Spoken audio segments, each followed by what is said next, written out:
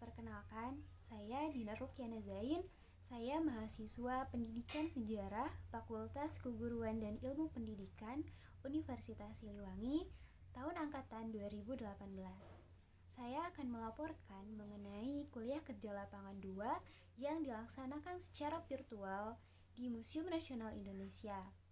Saya akan menjelaskan mengenai sejarah Museum Nasional Indonesia serta benda apa saja yang berada di Museum Nasional Indonesia. Untuk lebih jelasnya, tonton video ini sampai selesai ya.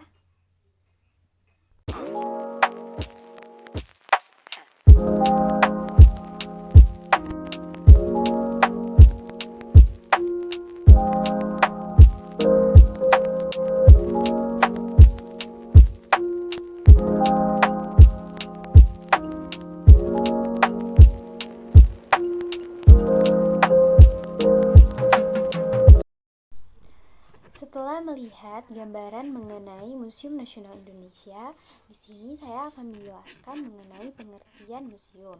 Menurut Peraturan Pemerintah Nomor 66 Tahun 2015 tentang museum, adalah lembaga yang berfungsi melindungi, mengembangkan, memanfaatkan koleksi, dan mengomunikasikannya kepada masyarakat. Museum Nasional Republik Indonesia atau Museum Gajah adalah sebuah museum arkeologi, sejarah, etnografi, dan geografi yang terletak di Jakarta Pusat dan persisnya di Jalan Merdeka Barat nomor 12. Museum ini merupakan museum pertama dan terbesar di Asia Tenggara. Selain museum terbesar, Museum Nasional Indonesia juga merupakan museum tertua dan terlengkap yang berdiri pada 24 April 1778. Jumlah koleksinya ini mencapai 197.000 koleksi yang terdiri dari berbagai jenis peninggalan sejarah. Koleksi di Museum Nasional Indonesia dikategorikan menjadi 7. Yang pertama ada prasejarah, yang kedua ada arkeologi, yang ketiga ada etnografi, yang keempat ada geografi, yang kelima ada sejarah, yang keenam ada keramik, yang ketujuh ada numismatik. Nah, di Museum Nasional Indonesia ini terdapat fosil-fosil manusia purba. Nah, fosil manusia purba ini salah satunya ditemukan di situs Sangiran yang berada di Indonesia. Situs Sangiran ini merupakan situs yang terbesar di Indonesia dan juga diakui oleh UNESCO. Kemudian, di Museum Nasional Indonesia ini terdapat peninggalan-peninggalan dari kerajaan Hindu-Buddha seperti Kerajaan Kutai, Kerajaan Tarumanagara, Kerajaan Sriwijaya, dan yang lainnya. Kemudian juga ditemukannya peta-peta kuno, ditemukannya benda-benda dari peninggalan kolonial Belanda serta keramik-keramik dan juga uang-uang kuno yang disimpan di Museum Nasional Indonesia. Peninggalan kolonial Belanda di Museum Nasional Indonesia. Peninggalan masyarakat kolonial Belanda salah satunya yaitu berupa furnitur yang menunjukkan gaya barok, yaitu menunjukkan gaya kemewah-mewahan.